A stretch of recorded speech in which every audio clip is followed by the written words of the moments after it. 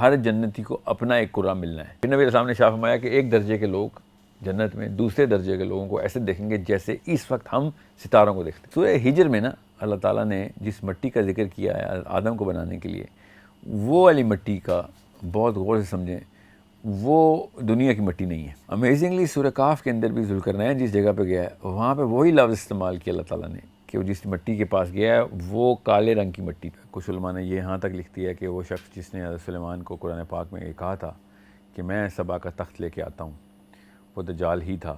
ضروری ہے کہ ہمیں پتہ ہو آدم علیہ السلام کا تعلق کیا ہے پوری کہانی میں، اور کس طریقے سے اللہ تعالیٰ نے خود بتا دیا۔ اور یہ ایک جگہ پہ نہیں بتایا، کافی جگہوں میں بتایا۔ آسمان کی تو سورج کی اپنی اذا شمس کورت، اللہ تعالیٰ نے کیا کہا ہے اپنے ہی ستارے کے بارے میں ہمارا جو ہے کہ یہ کیا ہو جائے گا، یہ کالا ہو جائے گا مطلب یہ کالے غلاف میں ڈال دیا جائے گا، بلیک ہول بن جائے گا یہ ہمارا اپنا سورج بھی۔ تو یہ سارے کے سارے معاملات ہمیں پتہ ہے کہ جب یہ بلیک ہول بنے گا، ٹھیک ہے، تو اس کا مطلب ہے یہ بھی تو یہی والے واقعے سے گزرے گا نا، یہ بھی اپنا ویٹ کسی اور آسمان کی طرف، کسی اور سماوات کی طرف لٹک جائے گا، اور یہ ایگزیکٹ ویسے ہی ڈور ویز کھل جائیں گے۔ تو کیوں نہیں ایسے ہو سکتا کہ ان ڈور ویز کے تھرو یہ سارے کے سارے معاملات ایسے ہی ہو سکیں جیسے کہ سمجھ آتی ہے۔ اور یہ میں آپ کو پھر بتا دوں کہ بلیک ہول کا کانسیپٹ اتنا کوئی میگنیفیسنٹلی انکمپریہنسیبل نہیں ہے، بہت آسان سا کانسیپٹ ہے۔ اگر قرآن کے اینگل سے دیکھیں تو یہ واقعات اتنے کوئی لارجر دین لائف نہیں ہیں، یہ ہمارے سامنے ہو رہے ہیں، اور یہ فزکس کے لاز کے اندر ویل ایکسپلینیبل ہیں۔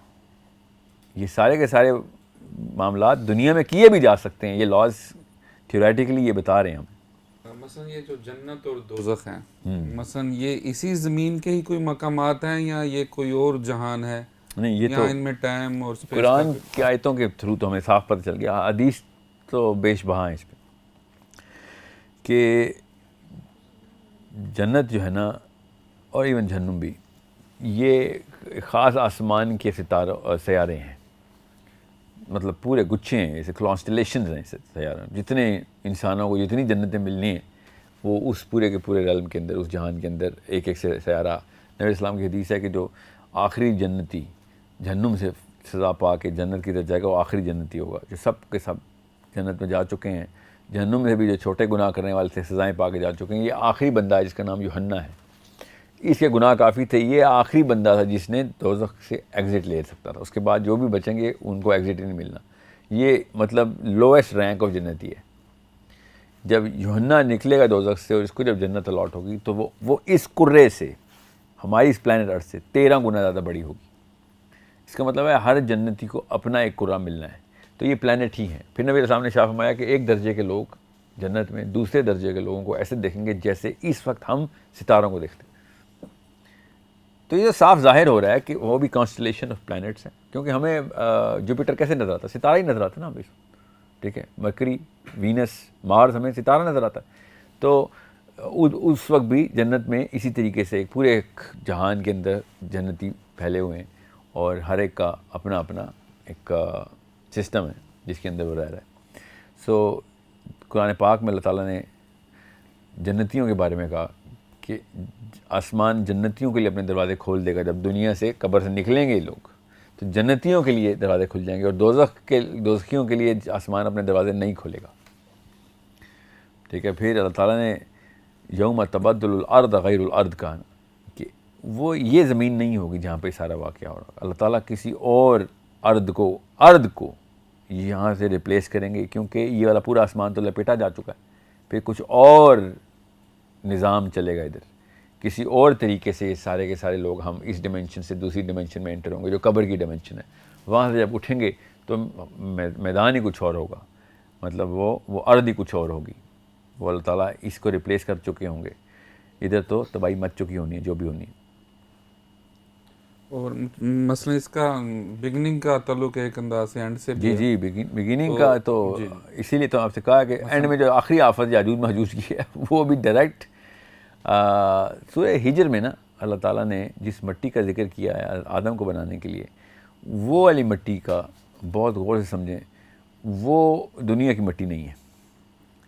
تو جو اس مٹی کی کیپیبلٹی ہے نا وہ کچھ اور ہے، اور اس دنیا کی مٹی کی کیپیبلٹی کچھ اور ہے. وہ کالی مٹی ہے جس کا اللہ تعالیٰ نے گارے والی کالی مٹی کا ذکر کیا، جس سے حضرت آدم کو اللہ نے بنایا. یہ قرآن پاک اس طریقے سے بتا رہا ہے. امیزنگلی سورہ کاف کے اندر بھی ذوالقرنین جس جگہ پہ گیا ہے وہاں پہ وہی لفظ استعمال کیا اللہ تعالیٰ نے کہ وہ جس مٹی کے پاس گیا ہے وہ کالے رنگ کی مٹی تھی. تو یہ، اور اب تو بلیک ہول تو ہم ویسے کہتے ہیں کیونکہ ہمیں بلیک نظر آ رہا ہوتا ہے، مٹی تو نہیں کسی نے دیکھی وہاں کی، مگر لگتا ایسے ہی ہے کہ ذوالقرنین اس آسمان سے چھوڑ کے اس آسمان میں گئے ہیں جہاں پہ حضرت آدم علیہ السلام نے، کیونکہ حضرت آدم نے بھی 1000 سال تو گزارے ہیں، ٹھیک ہے. تو یہ غالب گمان میرا یہی ہے کہ خالی اس پلانٹ کے اوپر نہیں حضرت آدم نے ٹائم گزارا، جنت کے اندر اور یہاں پہ آنے وقت الگ الگ آسمانوں کے اندر جو سورۃ طلاق کہتی ہے نا، جہاں جہاں پہ بھی جتنے نظام چلنے تھے حضرت آدم نے وہاں وقت گزارا ہے. ابھی ذوالقرنین پہ جس طرح گفتگو ہوئی ہے تو مثلا دجال کے بارے میں کچھ بتائیں. مثلا اس کی جو پاورز ہیں وہ بھی حضرت ذوالقرنین سے ملتی جلتی نہیں؟ اور کچھ لوگ اس طرح بھی کہتے ہیں کہ وہ مثلا جو آرٹیفیشل انٹیلیجنس مثلا جس طرح ایک ترقی کر رہی ہے وہ آرٹیفیشل انٹیلیجنس سے بنا ہوا ایک وجود ہوگا جس کے پاس بہت زیادہ طاقت ہوگی اس طرح کی. یہ دو الگ الگ نظریات ہیں. سب سے کمزور جو ہے نا یہ تیسرا نظریہ آرٹیفیشل انٹیلیجنس والا. ایک تو یہ ہے کہ بنی اسرائیل جو ہے نا وہ شروع سے اس طرح کے جو ہے نا کرتوت میں ملوث رہی ہے کہ کوئی ایسی مخلوق جو ہے تشکیل یا تخلیق کر دی جائے کسی بھی ایسے جادو یا کسی ایسے ترکیب سے کہ جو کہ ان کی بھی ایک آلٹرنیٹیو، ایک ان کا بھی ایک سیکٹ ہے جو مانتا ہے اس طرح کے معاملات کو.